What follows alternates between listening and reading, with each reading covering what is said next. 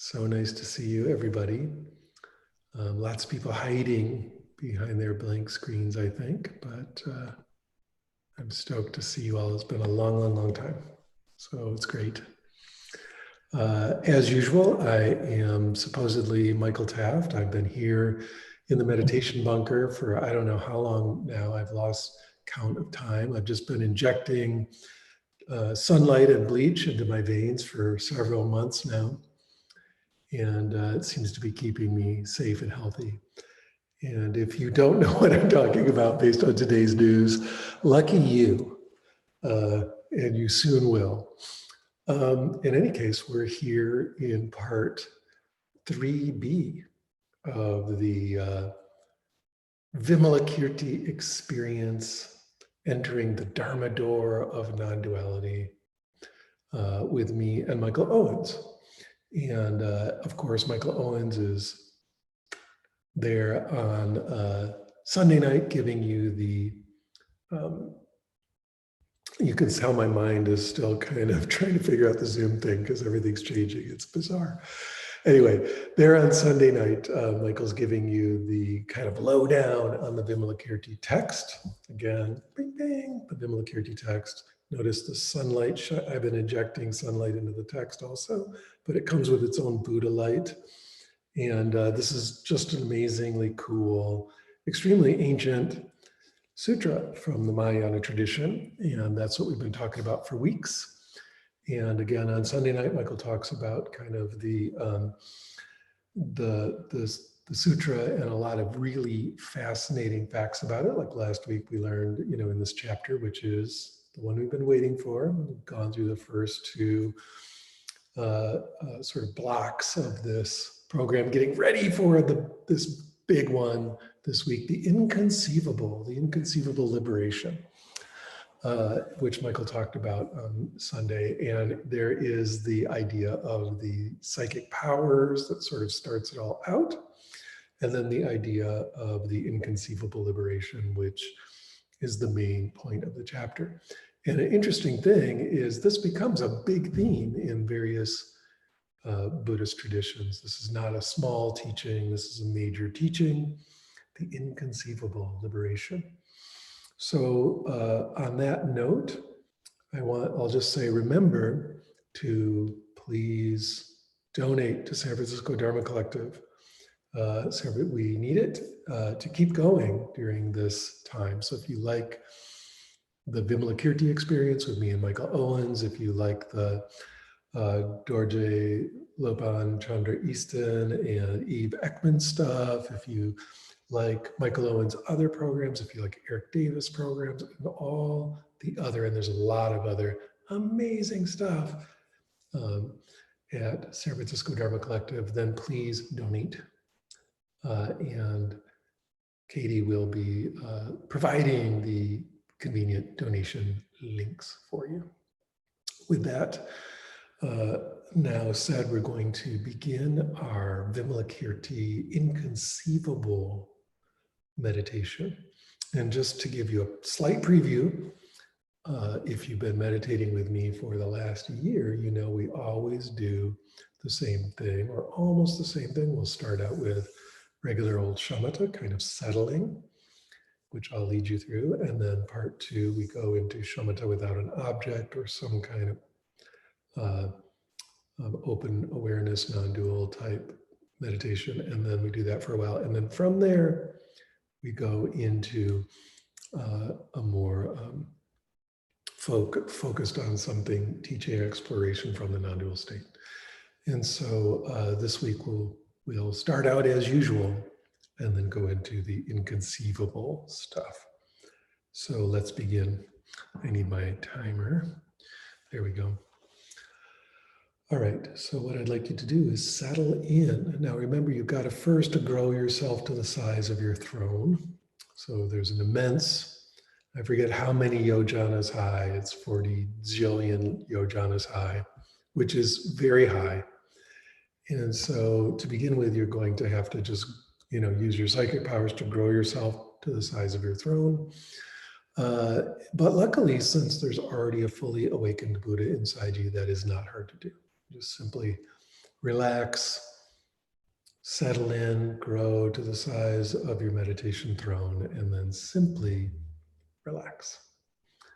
Allow yourself to begin breathing and relaxing, and tuning in to a kind of a unified, settled, and pleasant state of mind and body. Okay? And I want you to make sure you're sitting up straight, your lower back is curved in, making yourself a little taller, tucking your chin just slightly. And again, feeling that kind of grace and elegance and ease and confidence of the fully awakened Buddha. So a big part of the Mahayana tradition is confidence. So whenever we sit in these types of meditation, we're sitting knowing that we're already fully awakened. Deep, deep, deep within us, there's complete liberation already occurring. And that's bringing a sense of ease, a sense of grace and repose to the body. And it's allowing you to feel a kind of both bright, awake alertness and a deep physical relaxation simultaneously. So let's just tune in with that. And as you're tuning in, you're breathing deeply, allowing the belly to expand on the in-breath and contract on the out-breath. You're doing nice, long breaths, long, slow breaths, as long and slow as is comfortable during this part. And you're just feeling how on that in-breath, it awakens the mind, it brightens the energy, illuminates the mind with that rush of the in-breath. And then on the out-breath, there's a real sense of settling, of relaxation, of letting go of everything.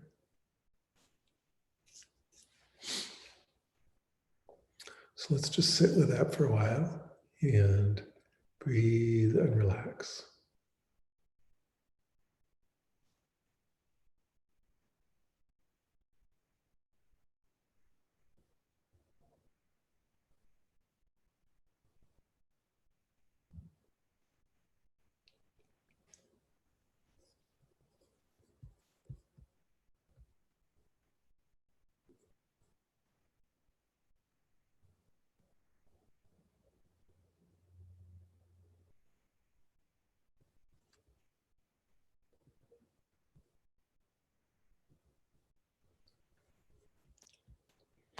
And I want you to feel again how the breath is just keeping the mind more and more alert, awake, vivid, clear, crystal clear, very bright. That's the in-breath, the in-rush of air, and on the out-breath, you're just settling and letting go, completely letting go, opening, relaxing, and feeling a kind of deep, deep, deep sense of belonging and of peace and of openness, a kind of naked undefendedness, this complete openness.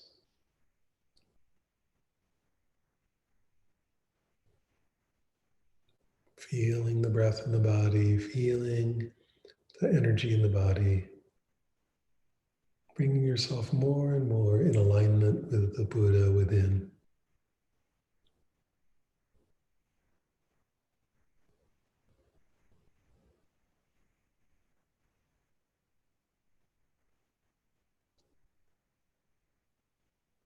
And now, as you're doing that, allow your eyes and eye muscles and eyelids to just relax completely.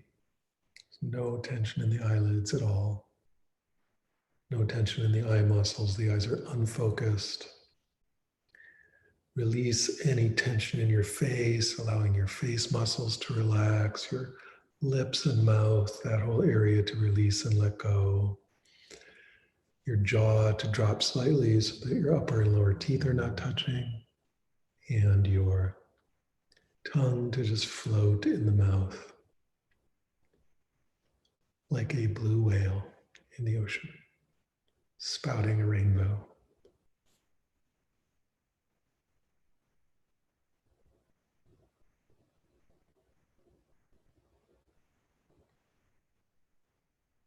And just feeling how that relaxation in the face and your scalp relaxes and the back of your head relaxes, just feeling how all that relaxation in the face and head just kind of spreads through the whole body, kind of allows your entire being to just sink a little more completely into a restful, open space.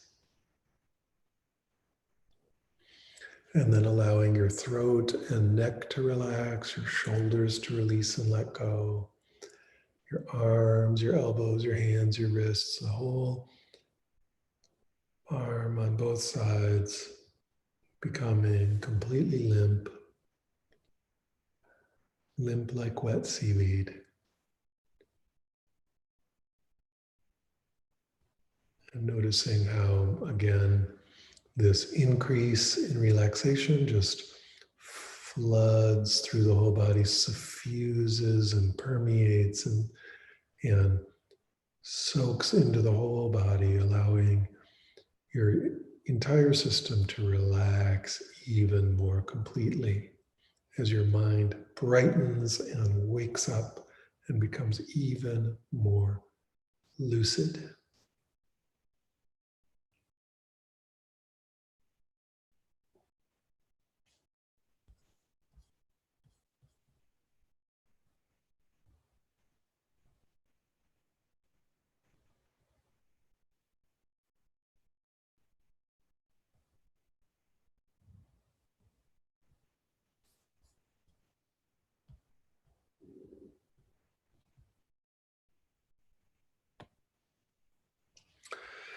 And then noticing any tension in the body, in the torso, in the trunk.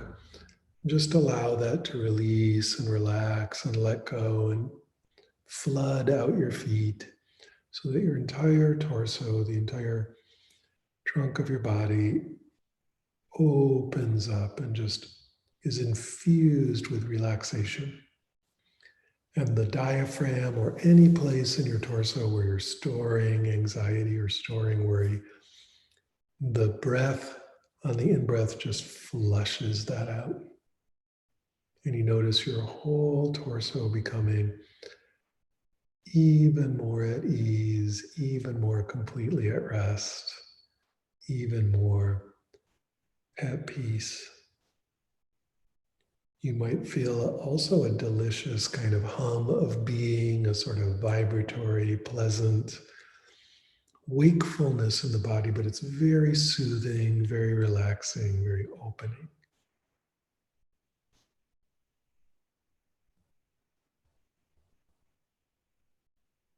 And just continue being with that vivid, bright, clear relaxation.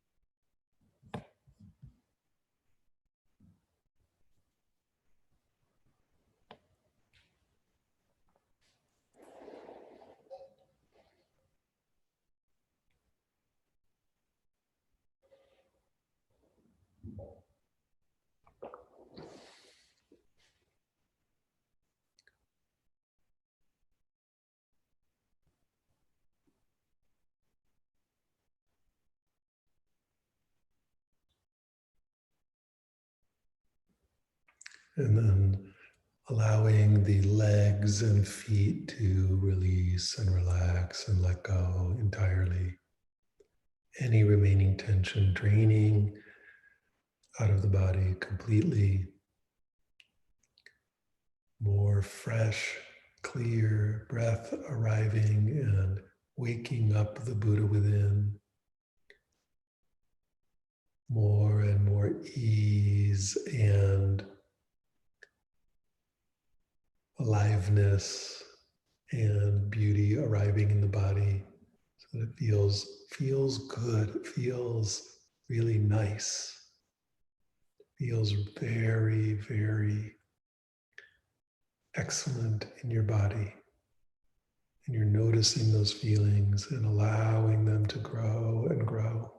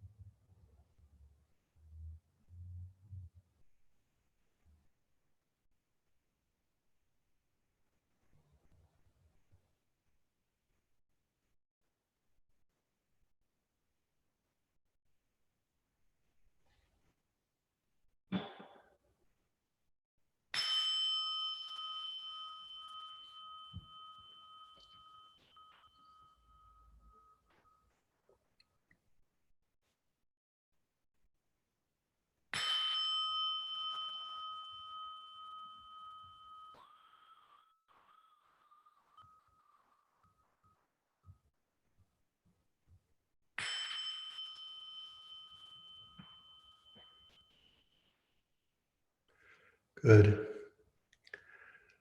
Now we've relaxed the body. Let's relax the mind using our shamatha without an object technique called dropping the ball. So as usual, if we just allow our minds to just completely open and relax, relaxing the core of the mind so the mind just blossoms open and then just stays open. That's the whole technique. You just relax the core of the mind and don't meditate on anything. If you notice that the mind begins to either grab onto something in a meditative way as a focus object, or grabs onto anything to follow it, like follow a thought, follow a sound, just relax that. It's like the mind grabbed onto the ball, just drop the ball. Mind grabs onto a sound, just drop the ball. Mind grabs onto the sense of the breath, drop the ball. No matter what the mind wants to grip onto or focus on or try to hang on to, we're dropping that. So there's nothing to hang on to. That's the essence of this meditation. We started out with something to hang on to, the body, the breath, that beautiful sense of energy in the body. Now we're just letting go of that entirely, dropping any place for the mind to congeal around and instead remaining relaxed and open.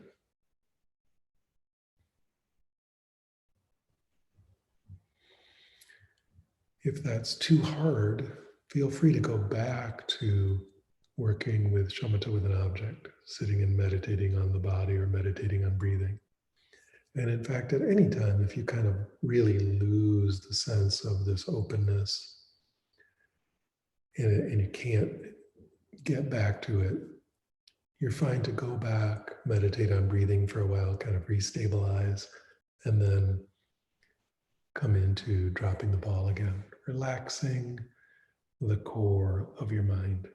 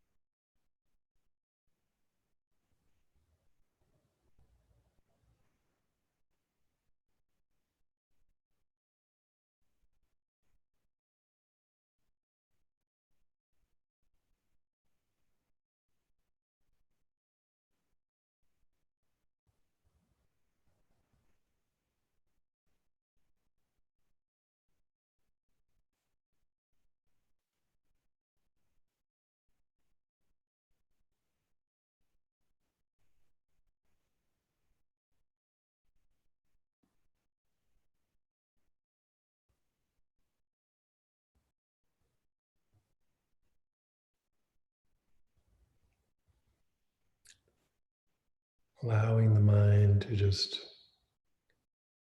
relax so much that it stays wide open. Remembering that we want this to be bright and clear and wakeful, not sleepy, not muddy, not dull, but instead very lucid, very bright, very clear.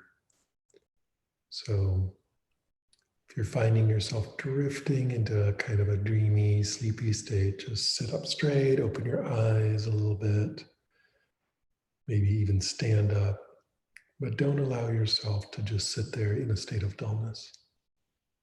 We want a lot of brightness and clarity together with complete relaxation.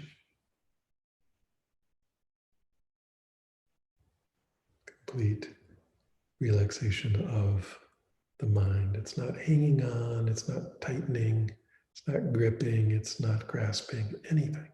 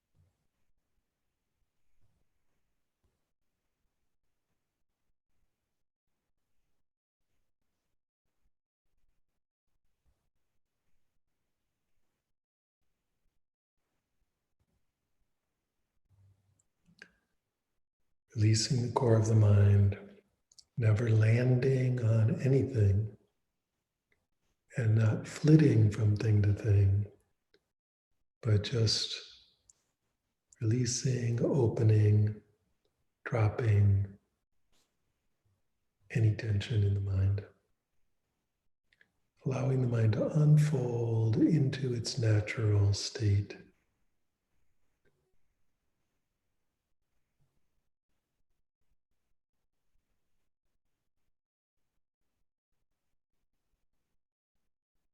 The mind of a Buddha.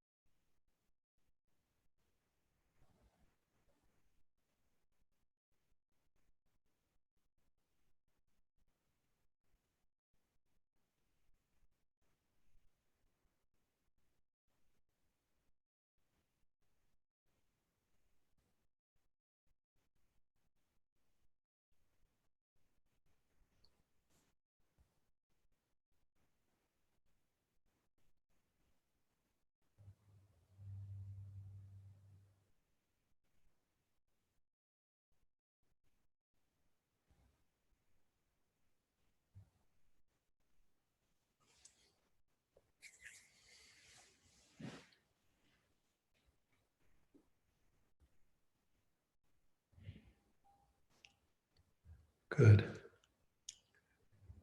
Now, as part of the visualization or the active imagination, or let's say the siddhi of this sutra, I want the already awakened Buddha within to begin to imagine space, very, very large space in all directions. Not just in front of you, but behind you, on both sides, above and below, getting larger and larger. Space expanding and expanding and expanding and expanding, all the way covering as big as the Earth and the Moon system, and then all the way out to the edges of the solar system, but again, in all directions, very, very, very large. Then expanding out as big as the entire galaxy, and then the local group, and then supercluster after supercluster after supercluster, until the entire universe, packed, layered, and stacked with all possible multiverses, is present in awareness very, very clearly. All the space, all the objects, all the superclusters, galaxies, stars, black holes, etc.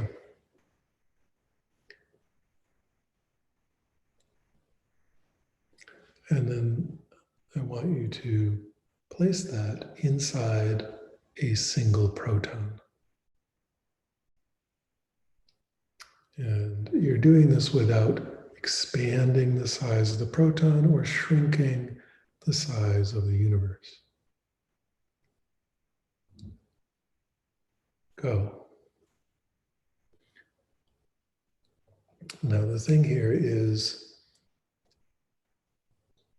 don't struggle. Just allow it. Buddha can just do it. Furthermore, it's not a matter of just saying, oh, it's a mystery, I don't know how, and just kind of accepting ignorance or something. That doesn't fly either. We're actually taking the entire universe, placing it inside a single proton.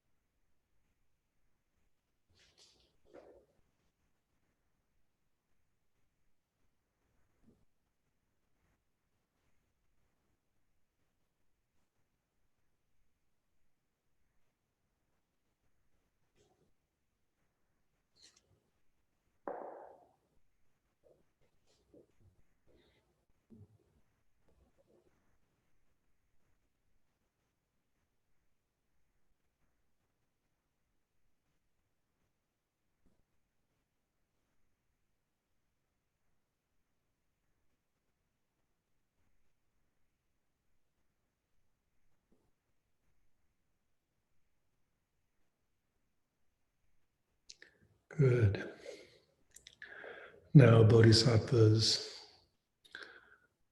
picture all of time since the Big Bang until now, 14 billion years, all the different stars that have arisen and blown up or burned out or disappeared, and then also all future time till the end of time, however far that is, trillions and trillions of years from now. All that time, everything that's ever happened in all that time, everything that's ever happened in every world, around every star, in the universe, and in all the multiverses in all that time.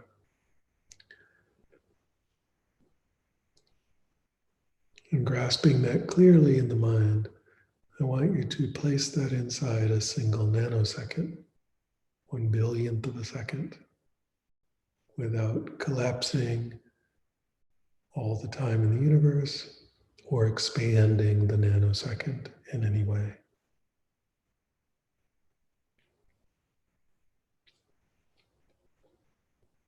And keep the mind fresh and clear with this. It's an urgent question.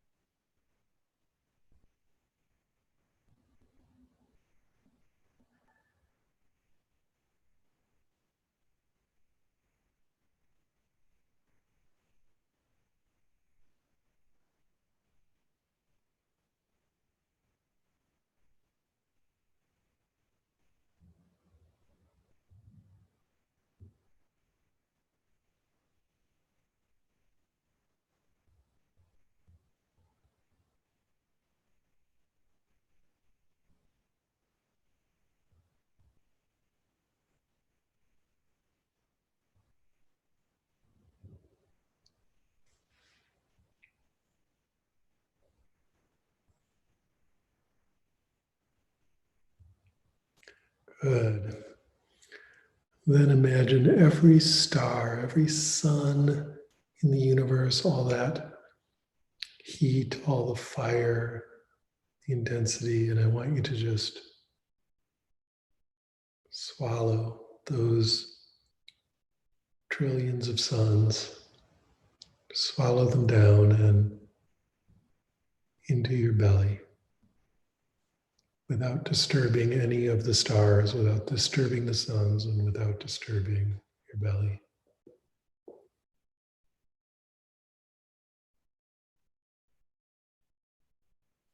Every star in the universe.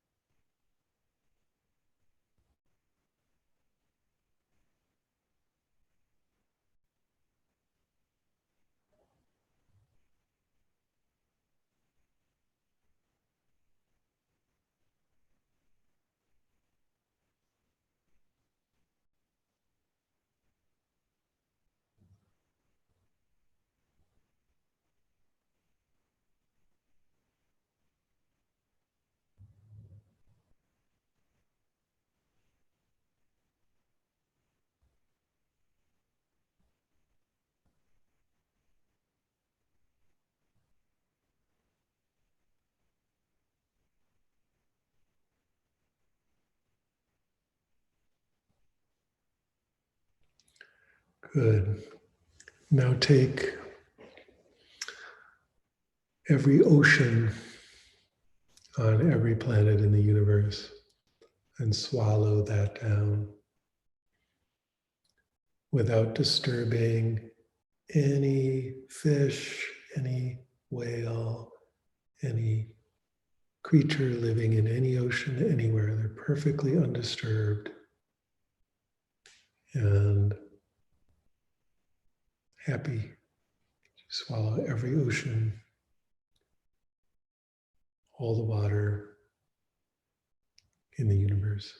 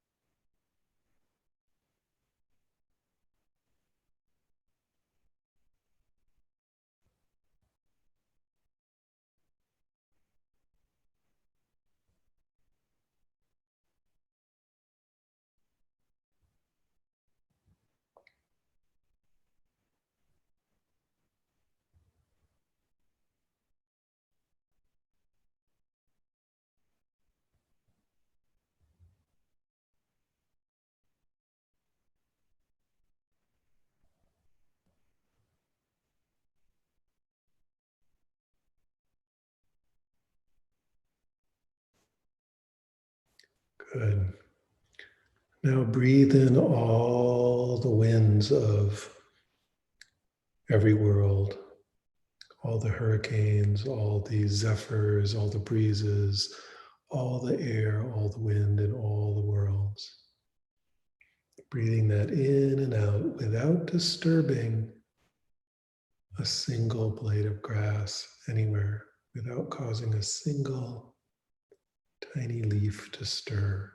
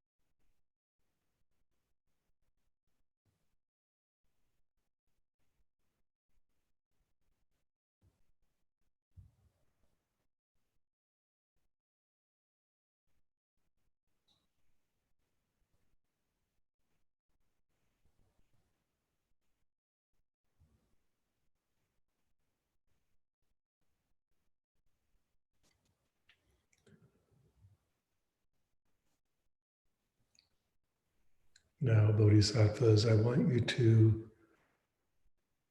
notice a sense of wonder and awe, or remember a time when you were filled with wonder and awe, and bring it into presence now.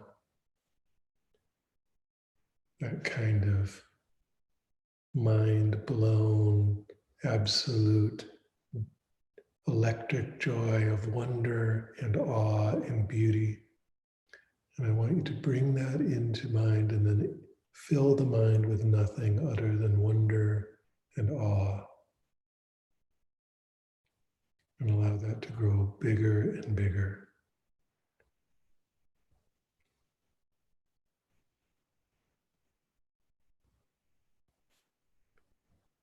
That giddy, giggly, amazing sensation of mind exploding, wonder.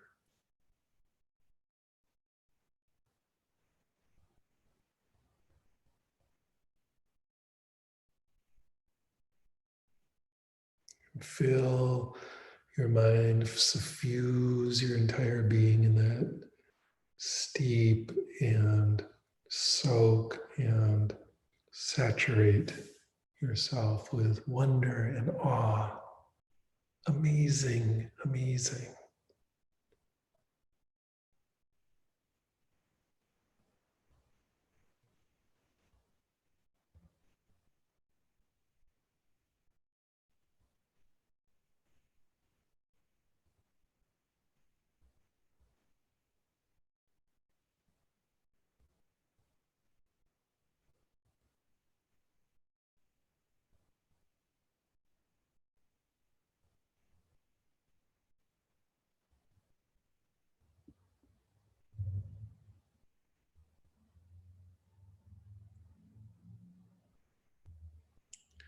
And now imagine that this wonder and awe, this amazing, immense appreciation of beauty and wonderment is beaming out from where you are to the entire world, the entire universe, and in fact, all universes. It's just kind of a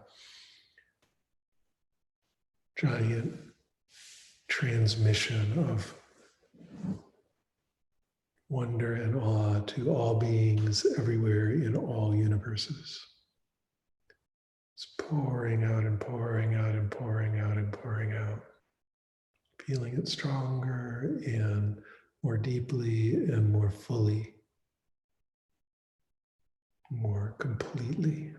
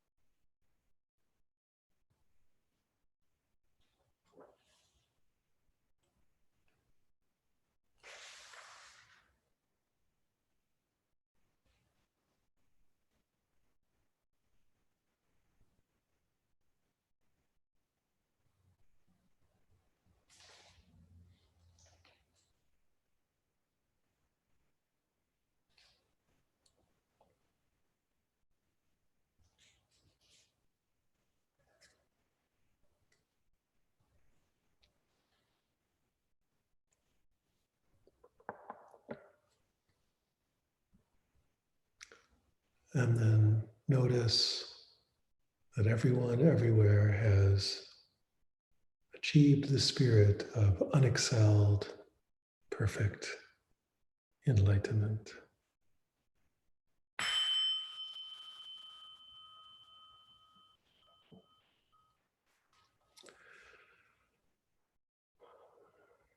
Good, so let's end the meditation there and slowly allow yourself to orient to the room around you, feeling free to move and stretch, maybe have a drink, maybe use the restroom, whatever you need.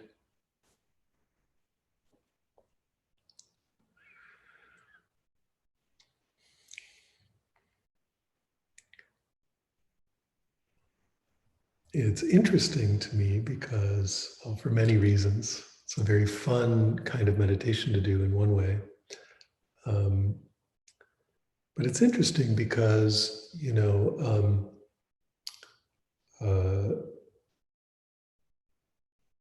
well, originally in China, there were 6 schools of Zen, right? 6 schools of Chan Buddhism.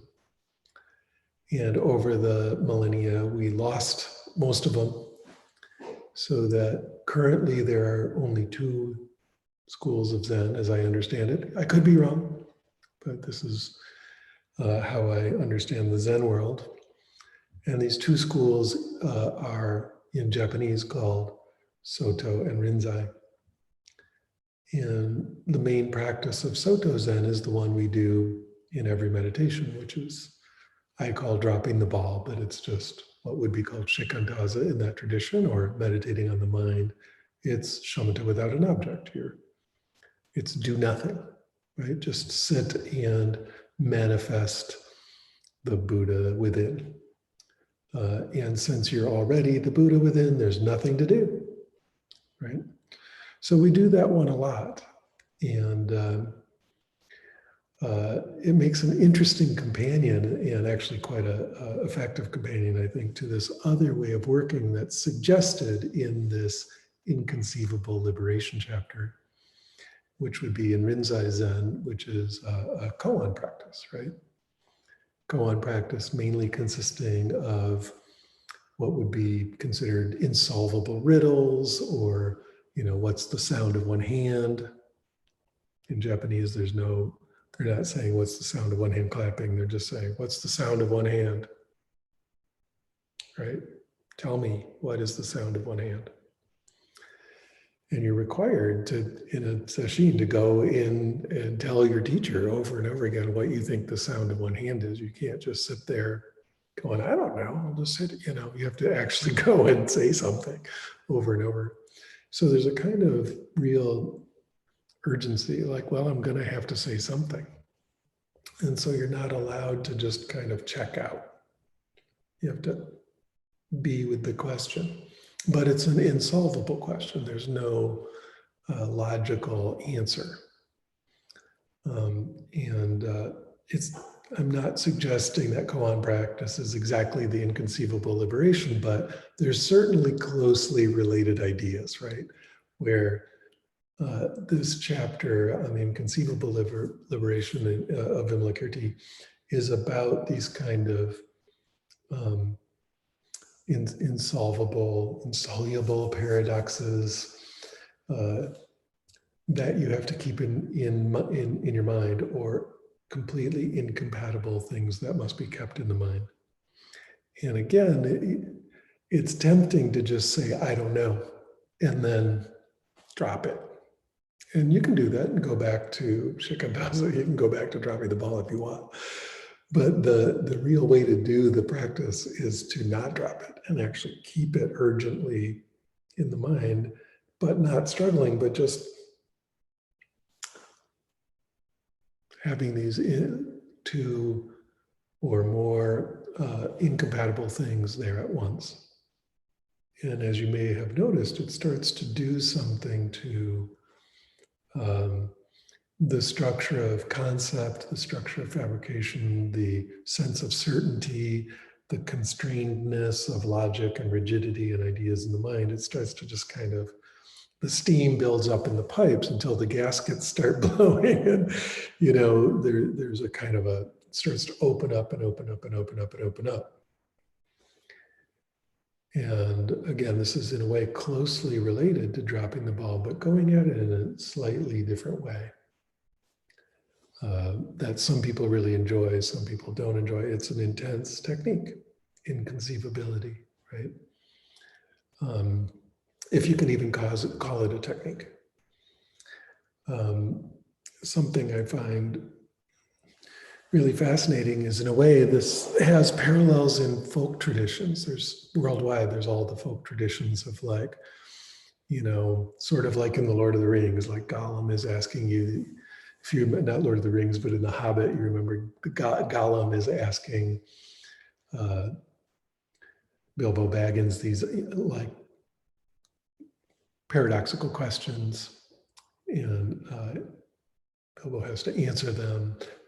And there's even the song Parsley, Sage, Rosemary, and Thyme, where it's about like make me a shirt that has no seams and no needlework in it, or find me some land between the ocean and the beach. Like there's no possible answer to these riddles. And so even folk tradition has this, and I love that Vimalakirti and Zen and all these Buddhist traditions kind of draw on that same idea and turn it into a doorway to the non-dual, a Dharma door, a way of awakening. Let's take this kind of folk tradition of paradoxes and insolvable things, or, and this was another thing that's in the chapter, and also we did a bit of in the meditation, just a sense of wonder, right? And turn them into a meditation. I mean, something that's so amazing, if you really remember what it's like to have your mind blown, there's a reason they call it having your mind blown, because real wonder and awe makes all thinking stop and drops all boundaries and removes all certainty. What? Something that's impossible just happened. Something that can't be is. And just all boundaries drop, all thinking stops, and there's just a pure moment of very, very awake, alert emptiness, right? And so you can imagine, especially in the original milieu in which Vimalakirti would be read aloud or performed aloud or whatever, there'd be a lot of like, wow, or isn't that cool, or what, you know, a lot of sort of wonder and awe happening. And that's a big part of the inconceivable liberation. So part of my goal in doing Zoom tonight is opening it up to questions, also to just see everyone I never see. So I'm so glad to see all you folks, especially all my SF Dharma friends. Hi, hi, hi. But let's open it up to questions here. I don't know how we're going to do this. Katie, are we going to have you curate these, or are people going to unmute, or what happens here? Generally, polite anarchy has been working really well. If people just sort of unmute themselves if you have a question, if someone else is talking, don't talk over them. If that ends up not working out, I can call on people, but let's try it that way first. We'll call it compassionate anarchy. Go for it.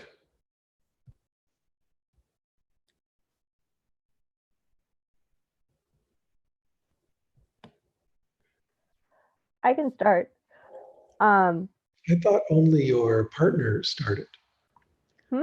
I thought only your partner asked the questions. Yes. It's not YouTube anymore, so I have to speak with my own voice instead of someone else's YouTube account, unfortunately. More of a practice report than a question, but I think I was doing it wrong, so I'm looking for you to fix it. You always do it wrong, Katie. I know. So the first two things we did where we sort of imagined a lot of space and then collapsed it into a proton. And not allowed to collapse it. Well, that's sort of what it felt like, though. The space and time ones both felt like this kind of like very large thing all of a sudden becoming, not changing its size, but almost like the viewer, the observer changed size and became much, much larger. And that kind of fractalated. So like when you said put it in a proton, it did it once and then it just kept going. It was like pop, pop, pop, pop, pop, pop, pop, in a way that was very pleasant. But then after the time thing, there was a feeling of actually growing, like hatching, almost like shedding a skin and like becoming much larger. And so I guess I don't have a question, just that was very fun and I liked it. Thank you. Thank you for your report, and just keep going with it. you know, you will notice the more you work with what Shinzen, you know, my main teacher, Shinzen, would always have us meditating on simultaneous expansion contraction. There's a whole bunch of that in there too, right? This whole idea of both growing and shrinking at the same time. So it's good stuff. I'm glad you said that word, simultaneity, because that's what I experienced in the meditation. Was that it was weird. There wasn't really, even though you were talking about scale and time, they didn't really exist. It was just like everything was happening all at the same time, like equally or something. It was really bizarre. Yes. Right. Is that? I mean, there's no right experience. What there is, are you noticing? Yeah, it's about what you, where your mind ends up, the state of the mind or the state of awareness after you do a bunch of this. If it feels like the doors are blown out and the mind is relaxed and open, and there's kind of a divine sense of almost super clear, bright, but at the same time, like not knowing anything, that's getting there. Yeah. And also it seems like it was somewhat reflective of my experience now in this weird state we're in where there's no sense of time. Yeah. You know, the world is its own koan, that's for sure. Right? It's a genzo koan. It's the world is an insolvable paradox, that's for certain. And especially right now, it feels very odd. I agree. Thanks, Mimi. It reminded me of Doctor Who. It's bigger on the inside, you know, the TARDIS doing the proton and the universe thing. But I had to say that for any Doctor Who fans. Yes, excellent. Eric. It's funny. I had a few Doctor Who moments as well, even specific episodes flashing. Also in the sense of being able to be anywhere in time because you were also everywhere in time all at once. And what would it feel like to have that awareness of time as something that you could travel at any point to. I was really struck by the difference between trying to perceive endless amounts of space and how that continued to make me feel oddly very, very, very small and very, very big at the same time. Or like I was either enormous or all of space was quite tiny, and that those two things kept sort of butting up against one another. The time thing was really difficult, especially thinking forward in time was very, very challenging. And picturing all of the universe's wind coming in and out of my lungs was very, very, very calming. And yeah, that's about it. But I got a few Doctor Who images in there. Just where it went. Yeah, that's like, what if these things were much more malleable than they usually seem to be? That's it. Right. I mean, if we step inside the reality of the sutra itself, the world of the sutra, then all this is literally real and literally doable. And, you know, a bodhisattva can take all the billion world system and kind of spin it like a pizza dough on their one hand and hand it to you, you know, and so on. And all of these super magical properties are totally real if we're inside the framework of the sutra. And, you know, I'm not here to pass judgment on any ontological system saying it's true or not true or possible or not possible. And yet, what is for me is most interesting is these kind of things, like what's it feel like to be gigantic and incredibly small at the same time? What's it feel like to be instantaneous and eternal at the same time? And to try to work with that simultaneous expansion contraction. And again, notice after working with it a bunch, what the state of the mind is, what the state of certainty is, what the state of your sense of what's possible or your place in things, all that.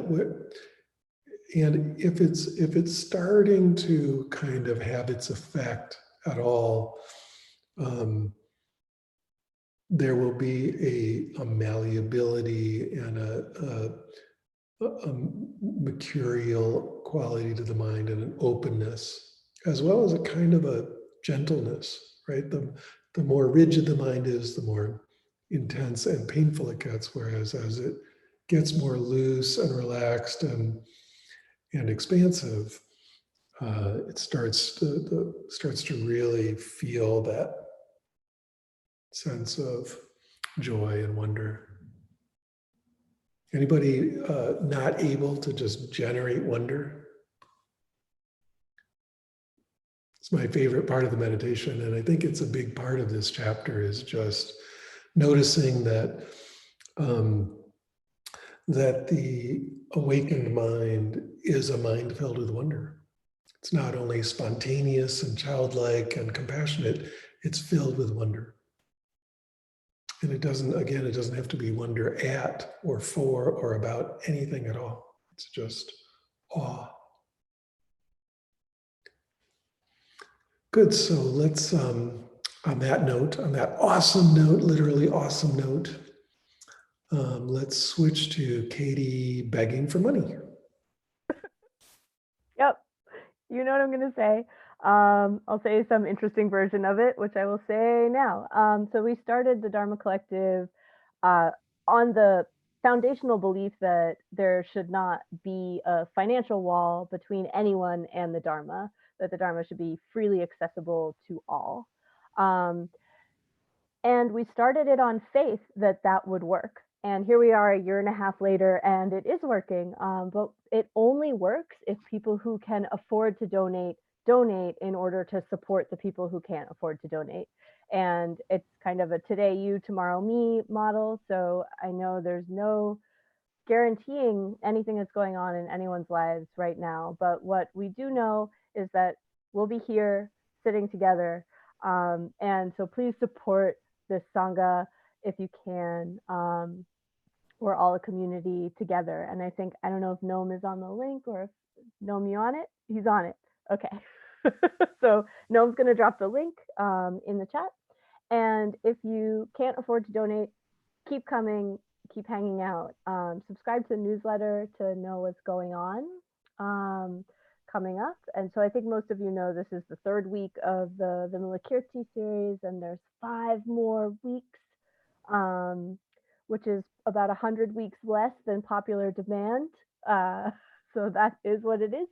And if you're not doing anything tomorrow night, come back. And if you are doing something tomorrow night, cancel your plans and come back because Michael Owens will be here doing from 7:30 to 9, doing a visual presentation, which he does one Friday a month. And this one is Buddhist geography.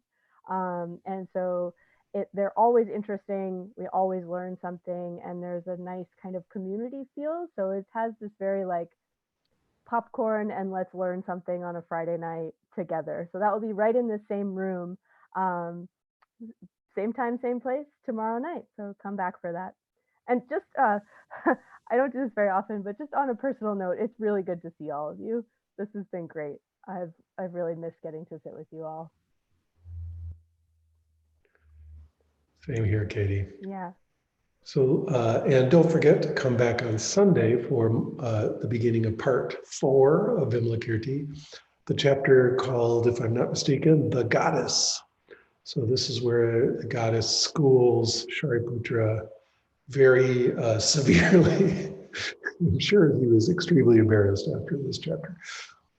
It's an awesome chapter. And of course, as usual, Michael Owens will be doing particularly erudite and excited unpacking of the wonders of that. So let's sit and meditate for a few more minutes together, silently. I don't really guide this part, but without guiding, I would say, drop the ball.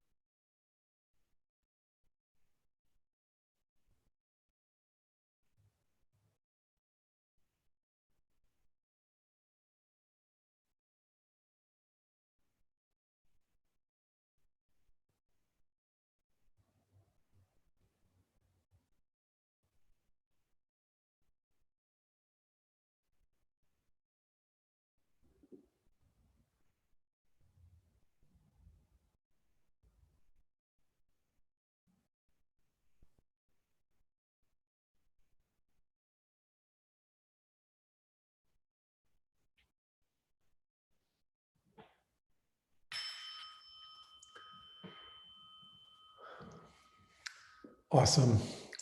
Just so much fun to sit with you all. Stay safe and sound and healthy and happy and filled with wonder and awe. And I'll see you next week. Bye, everyone. Thank you, Michael. Thank you. Thank you, Michael. Thank you. Thank Good you. to see everybody.